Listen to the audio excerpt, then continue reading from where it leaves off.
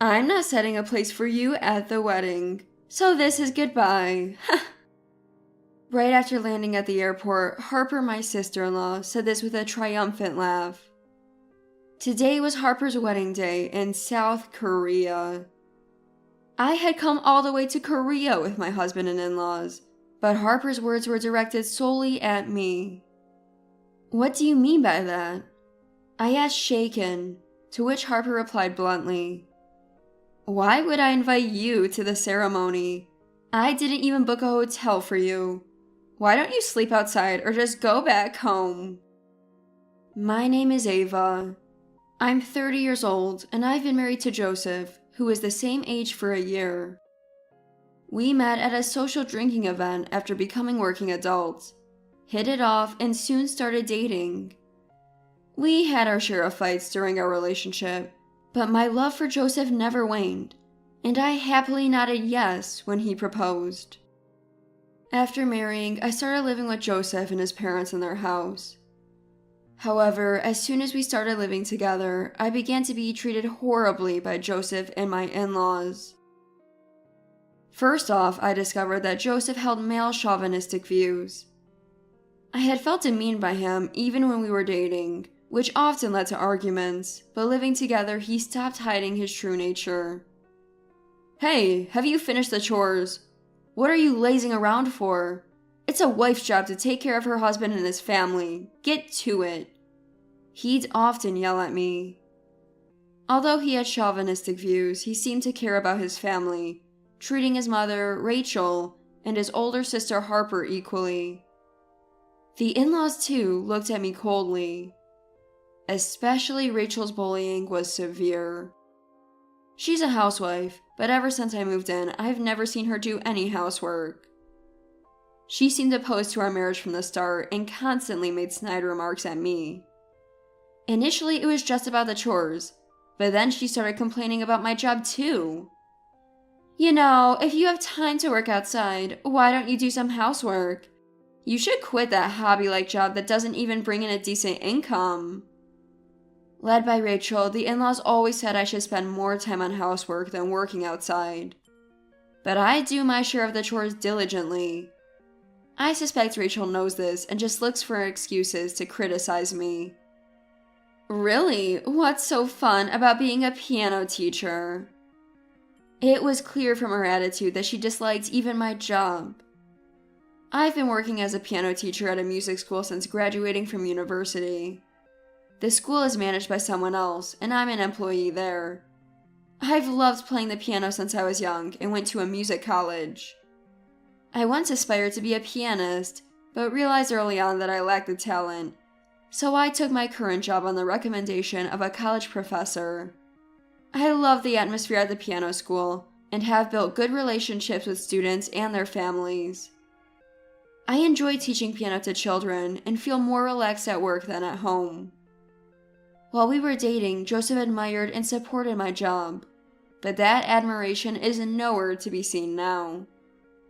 Despite the constant pressure from my in-laws and Joseph to quit, I dream of opening my piano school in the future and have no plans to become a housewife. Harper too seems to dislike my presence, always looking at me with disdain. Why would someone like you marry Joseph? You should just divorce him. But then we lose someone to do the chores, which would be troublesome. That's a typical taunt from Harper. She works at a company, and using her busy schedule as an excuse, does no housework. Now that I'm living with them, she has even started dumping all her laundry and room cleaning on me. John, my father-in-law, rarely complains directly, but he seems to enjoy watching Rachel and Harper bully me. Because of this toxic environment, I don't feel like I belong in this house, and am seriously considering divorcing Joseph. Then, one day, Harper's wedding was announced. I wasn't surprised to hear that Harper might be getting married soon, as I'd been hearing about it daily, but I was taken aback that her fiancé was wealthy, and they planned to have the wedding abroad. The location was South Korea. So, it was decided that we as a family would travel to Korea. Korea, huh? I've never been there. This should be exciting. Rachel was thrilled. Joseph and John were also excited about the trip to Korea, and Harper seemed proud. However, I wasn't too keen on the idea. I had never traveled with the in-laws before, but I could already imagine how they would treat me.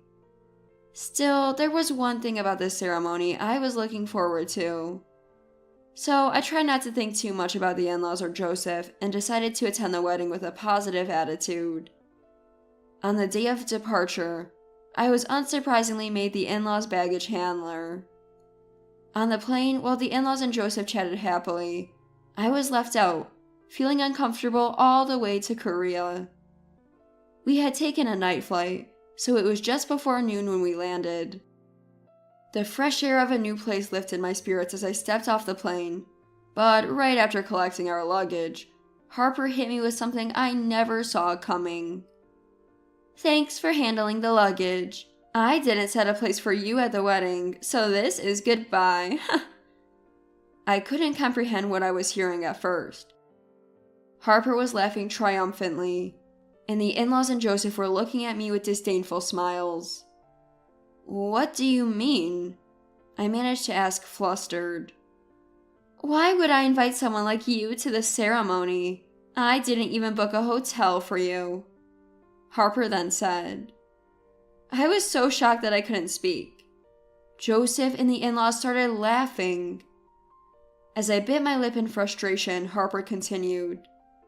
"You wouldn't fit in at a fancy hotel anyway. Sleep on the streets if you don't like it, or just go back." She said this with a dismissive laugh, and I started to tear up, remembering all the awful treatment I'd received from them. How could such injustice be allowed? Neither the in-laws nor Joseph defended me, just laughed as if they wanted me to leave quickly. I felt utterly alone. Reaching my limit, I made a decision and told the in-laws, "All right, I'll go back." The in-laws and Joseph burst into loud laughter, echoing through the airport. "Oh, good riddance. It feels refreshing without the dead weight," Rachel said. "Yeah, you better go back and do some chores," John joined in. Joseph mocked. "Get going! And of course, you're paying for your own return flight." After that, they took their luggage and left me at the airport. Fuming, I watched the retreating figures. Luckily, I found a flight back to America with available seats for today and quickly made the arrangements to return home. After getting back, I went to get divorce papers and spent my time tidying up and doing chores while on leave from work. I decided to relax alone while the in-laws were away. The in-laws' house, which I usually dreaded returning to, felt comfortable in their absence. A few days later, Joseph and the in-laws returned home. As soon as they opened the door, "Hey Ava, what the hell have you done?" Joseph yelled. I, playing with my mobile phone in the living room, just shrugged secretly. Their loud footsteps approached, and Joseph, the in-laws, and Harper appeared, all furious. "Welcome back. What's wrong? Did something happen?" I put down my phone and asked innocently. Then Rachel came at me. "Don't play dumb. You took our passports back home with you. What were you thinking?" Yelling. But I just smiled. "When you told me to go back, you didn't ask for your passports. I thought you didn't need them," and said. Actually, I had been tasked with keeping their passports safe when we were heading to Korea. I had kept them in my bag along with other valuables, and it seemed they had completely forgotten about it. "You did that on purpose, didn't you? Do you have any idea how much trouble we went through because of that?" Joseph turned red with anger and yelled at me. It was the day before returning home that he realized he didn't have his passport, and he had to rush to the embassy to get a travel document issued for his return. Then Joseph and the in-laws started talking about the terrible time they had after I returned home. This was 3 hours after they left me at the airport. Before the wedding began, Joseph and his group headed to the hotel in South Korea, where they were planning to stay, only to realize at the front desk that none of them had any money. Joseph had intended to make me pay, so he didn't bring any cash, and his credit card was maxed out at that point, so they couldn't pay for the upscale hotel. They tried borrowing money from the in-laws, but they too had assumed their son or daughter would cover their travel expenses and had no cash on hand.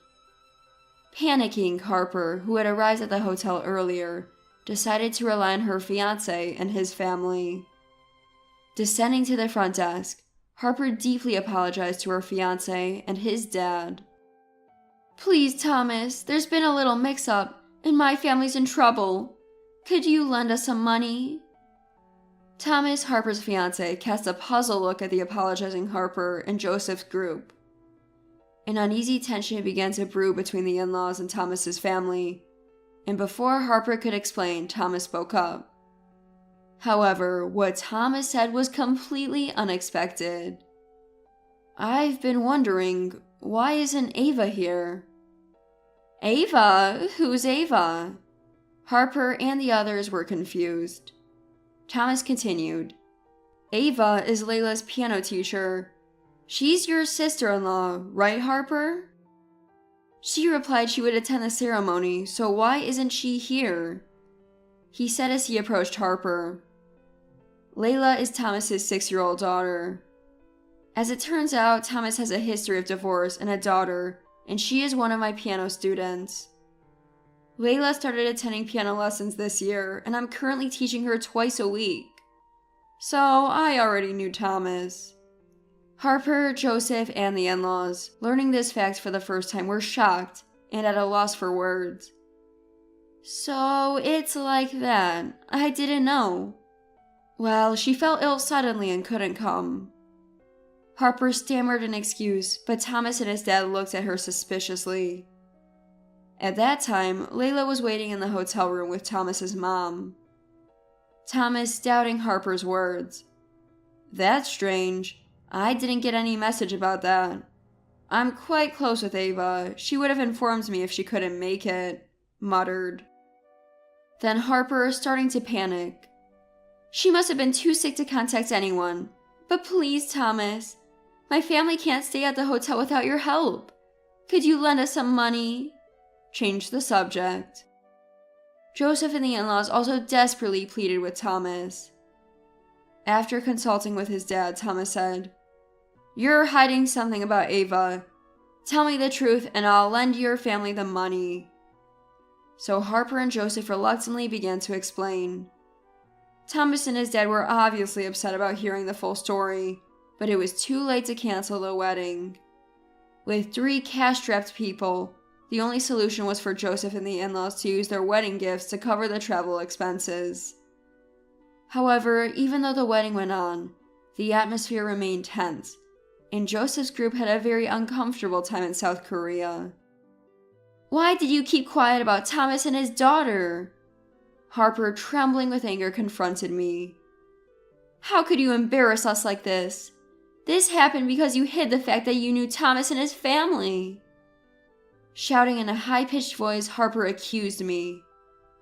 It was a surprise planned by Layla. This time, Layla was scheduled to play the piano at the reception, and I had been asked by Thomas and his family to teach her the piece she would play. That's how I first found out that Harper's fiancé was Thomas. However, if I told Harper that I knew Thomas, it might spoil the surprise. So, I kept it a secret from Harper and Joseph. Upon hearing this, Harper began to tremble and lashed out at me. "Don't joke with me.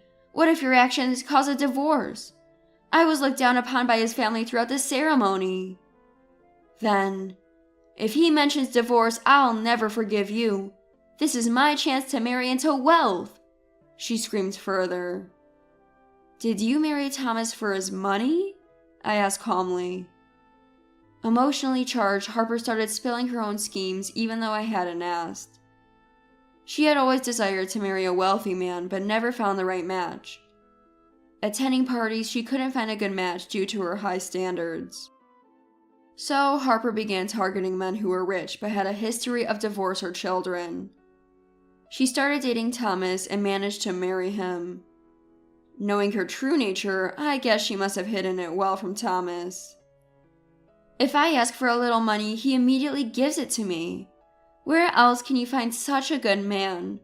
Or should I say, a good wallet? I wouldn't have chosen a man with a history of divorce otherwise, Harper said defiantly. It was clear she loved Thomas's money, not Thomas himself. Anger boiled inside me, but I managed to ask, "What about Layla? Thomas said she's very fond of you. She practiced piano hard to surprise you at the wedding. Don't you have any affection for her?" Harper scoffed. Of course not. It's easier to live with them if the child likes me.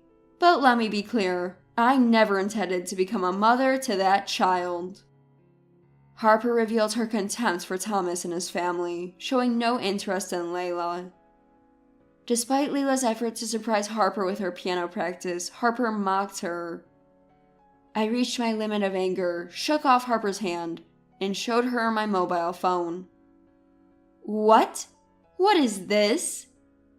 Ignoring Harper's puzzled look, I spoke into the mobile phone. Thomas, did you hear that? Your wife doesn't love you or Layla at all.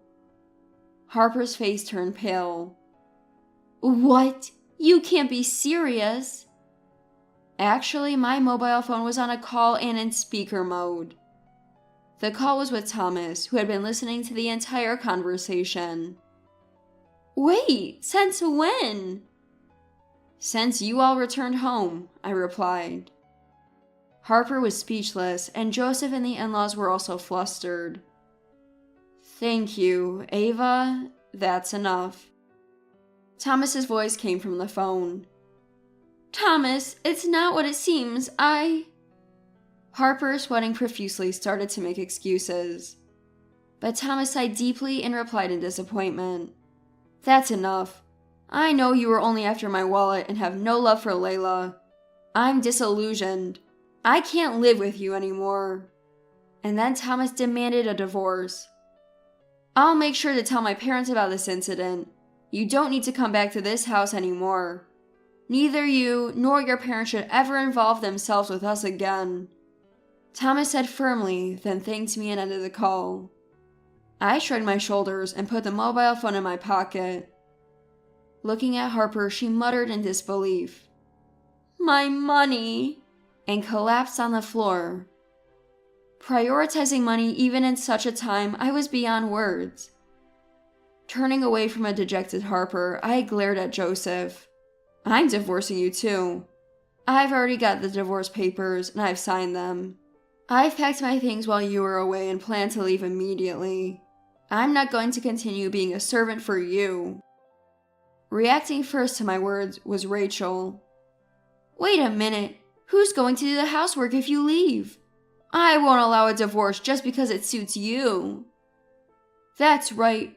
What are you defying me for? You should just do as I say. That's what a wife is supposed to do. Rachel and then Joseph raised their voices, unleashing the frustrations I had been holding back. I took a deep breath and shouted. All you ever think about is yourselves. I'm telling you I won't be used by you anymore. Just share the housework or something. Being a wife doesn't mean being a slave. Seeing me raise my voice like this for the first time, Joseph and the in-laws looked shocked. They must have never dreamed that the obedient me would rebel. Ignoring the stunned in-laws, I thrust the divorce papers at Joseph and left the house that day. My divorce from Joseph was finalized around the same time as Harper's. The in-laws, who had boasted about their daughter marrying a wealthy man, were now facing scorn and discomfort from neighbors after the quick divorce. Joseph, after our divorce, hurried to find a new wife, but kept being rejected at parties due to his male chauvinism. Meanwhile, I focused on my piano teaching, gaining popularity, and finally opening my own studio. I'm living a fulfilling life teaching piano to children, currently renting a space, but hoping to buy a house and open a studio there in the future. I also keep in touch with Thomas and Layla. Thomas, disillusioned by women after this incident, has no plans to remarry, and is committed to raising Layla with his parents' help. Layla is attending my piano classes and is working hard. As for me, I'm not thinking about remarriage. I plan to cherish my relationships with those around me and live a fulfilling life.